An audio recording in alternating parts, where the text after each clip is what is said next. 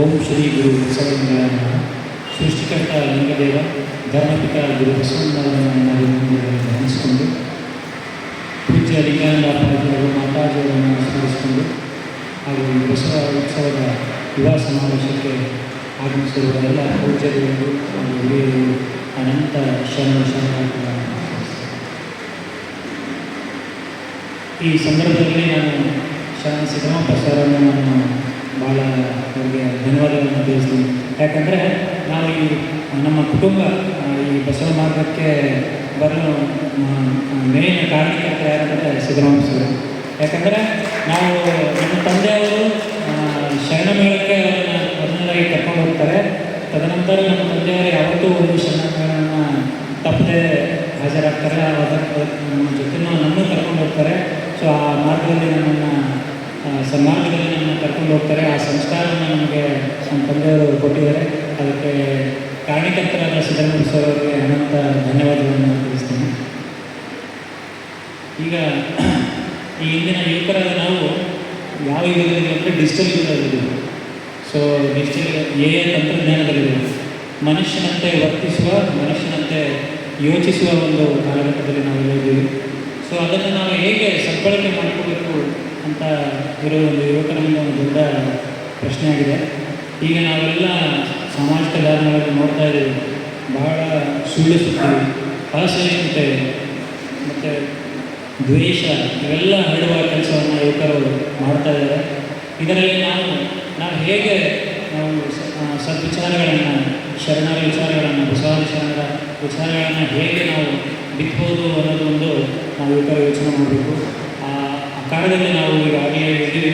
So ಇನ್ನಷ್ಟು ಹೇಗೆ ಪರಿಣಾಮವಾಗಿ ನಾವೆಲ್ಲ ಪ್ರಚಾರ ಮಾಡಬೇಕು, ಈ ಯುವಕರನ್ನು ನಾವು ಈ ಬಸವ ಮಾರ್ಗಕ್ಕೆ ಕರ್ತರಬೇಕು, ಈ ಸನ್ಮಾರ್ಗದಲ್ಲಿ ಕರ್ತರಬೇಕು ಅನ್ನೋದು ಒಂದು ಯುವಕರನ್ನೆಲ್ಲ ಯೋಚನೆ ಮಾಡಬೇಕಂತ ಈ ಸಂದರ್ಭದಲ್ಲಿ ಹೇಳ್ತೀನಿ.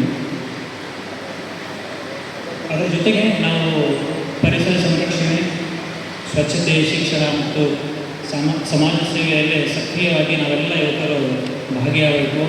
ಇದರಿಂದ ನಾವು ಬಸವ ತತ್ವದಲ್ಲಿ ಬದುಕಿನಲ್ಲಿ ಅಳವಡಿಸ್ಕೊಳ್ಬೇಕು ಮತ್ತು ಉತ್ತಮ ಸಮಾಜದಲ್ಲಿ ನಿರ್ಮಾಣದಲ್ಲಿ ನಾವೆಲ್ಲ ಕೈ ಜೋಡಿಸ್ಬೇಕು ಅಂತೇಳಿ ಈ ಮೂಲಕ ಹೇಳ್ತೀನಿ.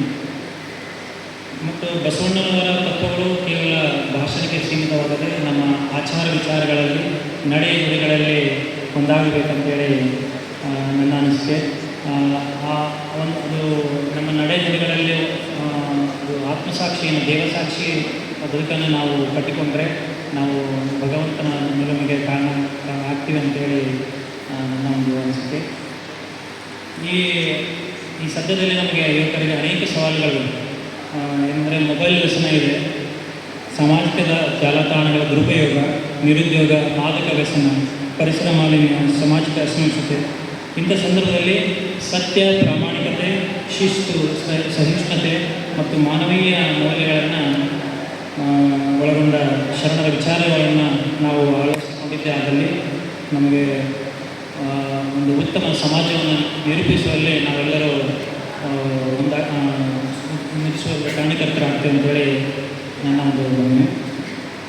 ಬಸವಣ್ಣನವರ ಕಾಯಕ ಮತ್ತು ದಾಸೋಹ ಎಂಬ ಬಸವಣ್ಣನ ಸಂದೇಶವನ್ನು ಜೀವನದ ಧ್ಯೇಯವಾಗಿಸಿಕೊಂಡು ಉತ್ತಮ ಸಮಾಜ ನಿರ್ಮಾಣಕ್ಕೆ ನಾವೆಲ್ಲರೂ ಕೈ ಜೋಡಿಸೋಣ ಅಂತ ಹೇಳ್ತಾ, ಕೊನೆಯದಾಗಿ ಒಂದು ನಮ್ಮ ಬದುಕು ಹೇಗಿರಬೇಕಂತ ಒಂದು 3-4 ಸಾಲುಗಳ ಹಾಡು ನನ್ನ ಮಾತಿಗೆ ವಿರಾಮ ಕೊಡ್ತೀನಿ. ನಮ್ಮ ಬದುಕು ಹೆಂಗಿರಬೇಕಂತಂದರೆ ಅವು ದೇವಸಾಕ್ಷಿಯ ಬದುಕಾಗಿರಬೇಕು. ನಮ್ಮ ಆತ್ಮಸಾಕ್ಷಿಯನ್ನು ವಂಚನೆ ಮಾಡಿ ನಾವು ಜೀವನ ನಡೆಸಬಾರ್ದು. ಜನರ ಮೆಚ್ಚುಗೆಯನ್ನು ಪಡಲಿಕ್ಕೆ ನಾವು ಜೀವನ ಮಾಡಬಾರ್ದು. ನಮ್ಮ ಆತ್ಮಸಾಕ್ಷಿ, ನಮ್ಮ ದೇವಸಾಕ್ಷಿ ಏನಿದೆ ಅದನ್ನು ಮೆಚ್ಚಿಕೊಂಡು ನಾವು ಜೀವನ ಸಾಗಿಸ್ಬೇಕಂತೇಳಿ ಒಂದು 4 ಸಾಲುಗಳನ್ನು ಹಾಡ್ತಿದ್ದೇನೆ.